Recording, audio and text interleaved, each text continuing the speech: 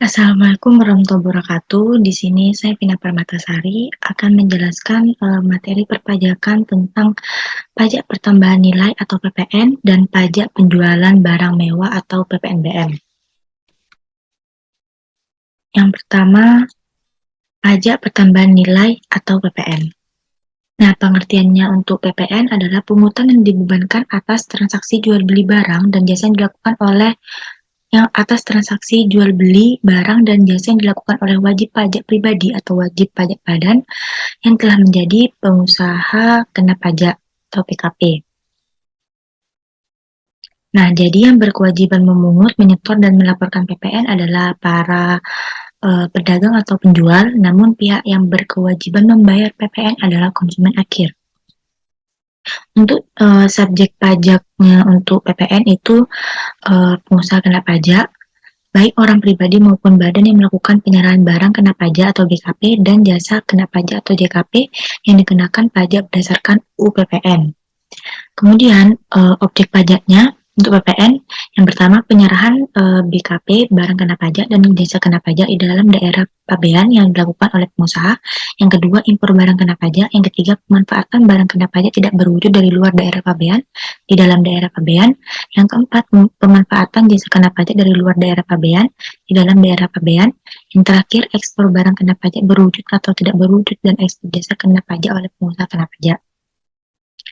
Kemudian untuk tarif PPN-nya sendiri itu yaitu menurut UU nomor 42 tahun 2009 pasal 7 yang kemudian diubah dengan UU harmonisasi perpajakan yaitu UU HPP pada bab 4 pasal 7 ayat 1. Yang pertama, tarif PPN adalah 11% mulai April 2022. Tarif PPN 0% untuk penyerahan ekspor BKP berwujud atau tidak berwujud dan ekspor JKP. Yang ketiga, tarif PPN 12% paling lambat 1 Januari 2025. Kemudian barang kena pajak merupakan barang berwujud yang menurut sifat atau hukumnya dapat berupa barang bergerak atau barang tidak bergerak dan barang tidak berwujud yang dikenakan pajak berdasarkan UU PPN.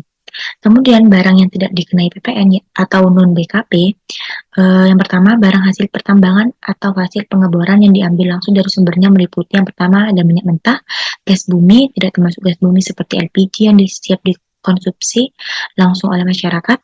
Yang ketiga panas bumi, kemudian ada asbes, batu tulis, batu setengah permata, batu kapur, dan lain-lainnya. Kemudian batu bara sebelum diproses menjadi briket batu bara, dan terakhir biji besi, biji timah, biji emas, dan biji lain-lainnya. Kemudian barang yang tidak dikenai PPN, yang kedua barang kebutuhan pokok yang sangat dibutuhkan oleh rakyat banyak, meliputi yang pertama ada beras, gabah, jagung, sagu, kedelai, ada garam, kemudian daging segar tanpa diolah, terus ada telur, susu, buah-buahan, sayur-sayuran. Terus yang ketiga, makanan dan minuman yang disajikan di hotel, restoran, rumah makan, warung, dan sejenisnya tidak termasuk yang diserahkan oleh usaha jasa boga atau catering. Yang keempat, uang, emas batangan, dan surat berharga, misalnya saham dan obligasi. Kemudian jasa yang tidak dikenai PPN, JKP, merupakan setiap kegiatan pelayanan berdasarkan surat perikatan atau perbuatan hukum yang menyebabkan suatu barang, fasilitas, kemudahan, dan hak tersedia untuk dipakai, termasuk jasa yang dilakukan untuk menghasilkan barang pesanan atau permintaan dengan bahan atau petunjuk dari pemesan yang dikenakan pajak berdasarkan UU PPN. Non-JKP yaitu ada jasa pelayanan kesehatan medis, jasa pelayanan sosial, jasa pengiriman surat dengan perangko, jasa keuangan, jasa asuransi, jasa keagamaan, jasa pendidikan, jasa kesenian dan hiburan, jasa penyiaran yang tidak bersifat iklan, jasa angkutan umum di darat dan di air, serta jasa angkutan udara dalam negeri. Terus ada jasa tenaga kerja, jasa perhotelan, jasa yang disediakan oleh pemerintah dalam rangka menjalankan pemerintahan secara umum, jasa penyediaan tempat parkir, jasa telepon umum dengan menggunakan uang logam, jasa pengiriman uang dengan wesel pos, dan jasa boga atau catering. Kemudian PKP adalah pihak yang wajib menyetor dan melaporkan PPN. Dengan menjadi PKP, pengusaha wajib memungut, menyetor, dan melaporkan PPN yang terutang. Dalam perhitungan PPN yang wajib disetor oleh PKP, ada yang disebut dengan pajak keluaran dan pajak masukan. Untuk pengecualian PKP sendiri, yaitu pengecualian pengukuhan sebagai PKP diberikan bagi pengusaha kecil yang batasannya ditetapkan oleh Menteri Keuangan. Pada saat ini, batasan pengusaha kecil tersebut diatur dalam PMK 197 garing PMK titik 03 garing 2013, yaitu pengusaha yang melakukan penyerahan BKP atau JKP dengan omset tidak lebih dari 4,8 miliar dalam setahun. Kemudian dasar pengenaan PPN yaitu harga jual, nilai berupa uang termasuk semua biaya yang diminta atau seharusnya diminta oleh penjual karena penyerahan BKP, tidak termasuk PPN dan potongan harga yang dicantumkan dalam faktur pajak. Untuk penggantian, nilai berupa uang termasuk semua biaya yang diminta atau seharusnya diminta oleh pengusaha karena penyerahan JKP, ekspor JKP atau ekspor BKP tidak terwujud, tidak termasuk PPN dan potongan harga yang dicantumkan dalam faktur pajak. Nilai impor, nilai berupa uang yang menjadi dasar perhitungan bea masuk ditambah pungutan kepabeanan dan cukai untuk impor BKP tidak termasuk PPN dan PPNBM. Nilai ekspor, nilai berupa uang termasuk semua biaya yang diminta atau seharusnya diminta oleh eksportir. Nilai lain adalah nilai berupa uang yang mana ditetapkan sebagai dasar pengenaan pajak atau DPP. Nilai lain ini telah ditetapkan dan diatur sesuai dengan peraturan Menteri Keuangan. Kemudian untuk contoh perhitungan PPN, di sini yang pertama contoh perhitungan PPN terhadap DPP dari harga jual. Yang pertama, toko Samsung menjual kulkas sebanyak 20 kulkas dengan harga satuannya sebesar 6 juta rupiah. Lalu berapakah PPN terutang toko Samsung yang wajib disetorkan? Yang pertama, kita harus tentukan dulu DPP-nya. Total DPP atas penjualan 20. Jadi dikali 20. 20 total kulkasnya dikali harga persatuannya 6 juta. Jadi 20 kali 6 juta sama dengan 120 juta rupiah. Kemudian langsung dicari PPN-nya, yaitu menggunakan tarif 11%. Jadi 11% dikali 120 juta, hasilnya 13.200.000. Jadi PPN terutang yang wajib disetorkan toko Samsung adalah sebesar 13.200.000. Untuk yang kedua, contoh perhitungan PPN terhadap DPP nilai ekspor. PKPD melakukan ekspor BKP dengan nilai ekspor 25 juta rupiah. Maka PPN yang terutang adalah bagi PKP yang melakukan kegiatan ekspor, tarifnya itu 0%. Jadi PPN terutang, tarif PPN dikali ekspor BKP 0%, tarifnya dikali 25 juta. Hasilnya 0 rupiah. Jadi PPN sebesar 0 rupiah ini merupakan pajak keluaran yang dibayar oleh PKPD. Kemudian contoh perhitungan PPN pajak masukan dan pajak keluaran. PT Garagas merupakan PKP yang menjual elektronik di Palembang. Selama Agustus 2022, PT Garagas melakukan berbagai transaksi sebagai berikut. Yang pertama, penjualan secara langsung kepada konsumen sebesar 1.600 juta. Penyerahan BKP, ini barang elektronik kepada pemerintah Kota Palembang sebesar 660 juta rupiah. Harga tersebut sudah termasuk PPN. Kemudian membeli sebuah mobil box untuk mengangkut barang dengan harga 550 juta rupiah dan harga tersebut sudah termasuk PPN. Kemudian hitunglah total PPN yang disetorkan. Yang pertama, transaksi pertama, yaitu pajak keluarannya 11% kali 1.600.000 juta.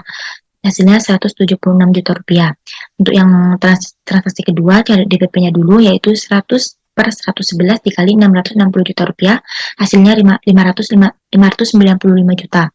PPN-nya 11% dikali 595 juta, yaitu 65.450 juta.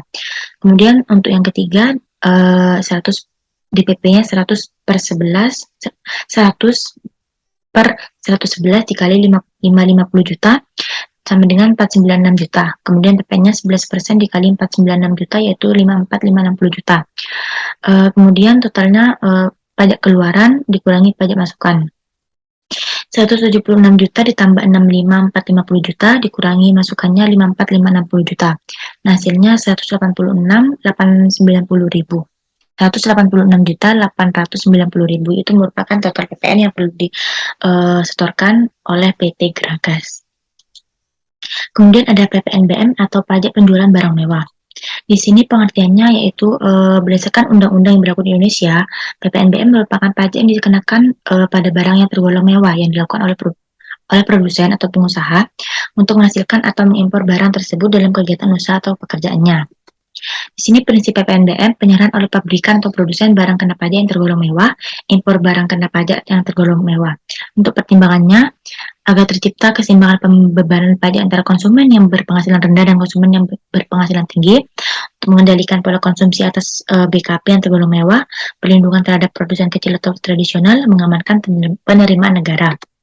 Kemudian barang yang tergolong dalam PPNBM, yang pertama barang itu tidak termasuk kebutuhan pokok, terus barang hanya dikonsumsi oleh golongan masyarakat tertentu, barang dikonsumsi untuk menunjukkan status kekayaan semata, barang itu dikonsumsi oleh masyarakat dengan pendapatan tinggi.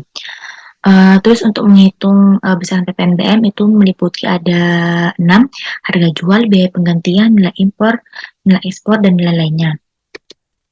Kemudian untuk kriterianya itu ada 5, bisa dilihat di layar. Ada yang tadi kebutuhan pokok, konsumsi masyarakat tertentu, penghasilan tinggi, status, dan lain-lain. Sudah. Untuk pengelompokan tarif pajak PPNBM yang saat ini sebesar 10% itu ada ekspor BKP berwujud, ekspor BKP tidak berwujud, ekspor DKP. Tarif PPNBM itu ada 2, yaitu PPNBM kendaraan bermotor dan PPNBM non kendaraan bermotor.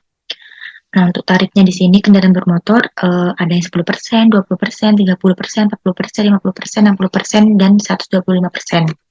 Kemudian untuk tarif PPNBM non kendaraan bermotor ada 20%, 40%, 50%, dan 75%. Nah, di sini langsung ke contoh perhitungannya. Bapak Ahmad merupakan seorang pengusaha di bidang produksi film. Pada suatu saat beliau membeli sebuah mobil sport mewah dengan harga 900 juta rupiah. Berdasarkan DPP, mobil tersebut terkena tarif PPNBM sebesar 40%. Lalu nilai uang yang harus dibayarkan Bapak Ahmad, PPN kali sama dengan tarif PPN dikali harga barang dikurangi PPNBM. Tarifnya 10%, harga barangnya 900 juta, PPNBM-nya 900 juta dikali 40% tarifnya. Jadi PPNBM itu nilainya 360 juta. Jadi hasilnya itu 54 juta. Berarti total yang harus dibayarkan oleh Bapak Ahmad yaitu harga mobil tambah PPN tambah PPNBM. Berarti totalnya 900 juta tambah PPN-nya itu 54 juta, PPNBM-nya 360 juta rupiah. Hasilnya 1.314 juta rupiah. Kemudian yang kedua, PT Irsyadin Jaya merupakan sebuah perusahaan yang memproduksi berbagai macam barang elektronik mewah seperti AC dan lemari pendingin. Barang ini termasuk dalam kategori barang mewah dengan tarifnya itu 20%. Pada bulan Desember tahun 2017, PT Irsyadin ini menjual lemari dengan sebanyak 30 unit dengan harga per barangnya itu 6 juta rupiah. Lalu berapakah nilai PPN dan PPNBM yang dibayarkan PT Irsyadin ke pemerintah? PPN sama rumusnya itu menghasilkan PPN-nya itu 10.800.000 rupiah. Jadi totalnya itu 10.800.000 rupiah yang harus dibayar PT Irsyadin kepada pemerintah. Kemudian ada PT Cemerlang melakukan pembelian sepeda motor dari PT Bravo yang terikat dengan kontrak pembelian. Bila dalam pembuatan kontrak tertulis bahwa dalam kontrak sebesar 260 juta rupiah telah termasuk PPN sebesar 10% dan PPNBM-nya sebesar 20%. Hitunglah PPN dan PPNBM yang terutang.